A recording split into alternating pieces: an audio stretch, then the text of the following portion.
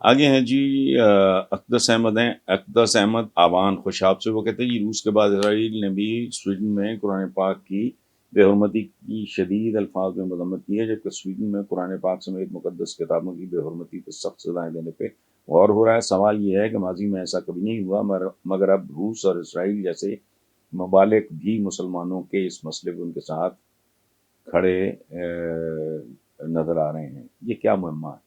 معمہ کوئی نہیں ہے اکرم صاحب. دنیا مہذب ہو رہی ہے، سیولائز ہو رہی ہے. ہم آج بھی ہمارے بارے میں ایک زمانے میں ایک ٹرم استعمال ہوتی تھی ویسٹ میں کہ تھرڈ ورلڈ، تیسری دنیا. مطلب یہ تھا کہ تیسرے درجے کی دنیا، گٹھیا دنیا.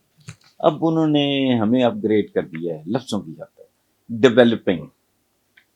تو معمہ شمہ کوئی نہیں ہے. انسان جو سویلائزیشن ہے وہ ہر قدم آگے جا رہی ہے.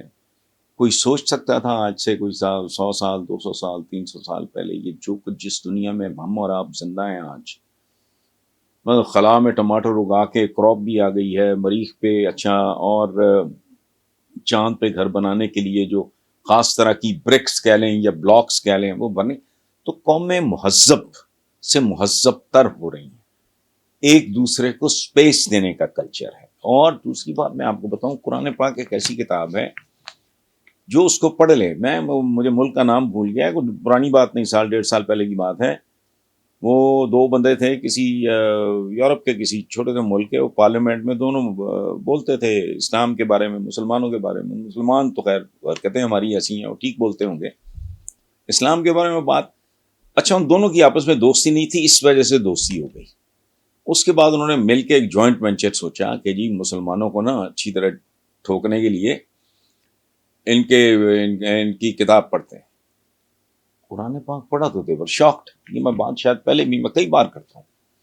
ان کو جھٹکا لگا یار یہ تو. پھر انہوں نے کہا کہ چلو یار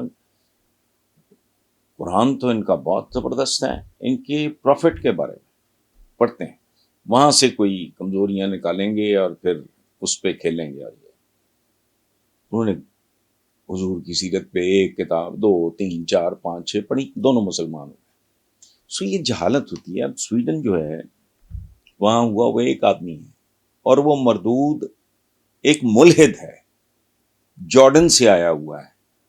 تو پورے ملک کو ملعون کرنا یا پورے ملک کو کنڈیم کرنا فلانا، آپ ملک سے احتجاج کریں، لیکن ون کریزی مین، مطلب میں کیا مثال کیا دوں.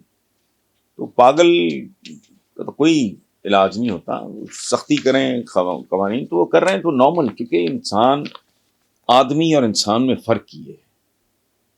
اور سب سے بڑا چیلنج کسی بھی قوم، کسی بھی معاشرے، کسی بھی فرد کے لیے یہ ہوتا ہے کہ وہ پیدا ہوتا ہے آدمی کے طور پہ، لیکن اس نے بتدریج خود کو ریفائن کرتے کرتے کرتے انسان کے درجے پہ پہنچنا ہوتا ہے. بڑا مشہور ایک ہے وہ، بس کا مشکل نہیں ہر کام کا آسان ہونا، آدمی کو بھی میسر نہیں انسان ہونا.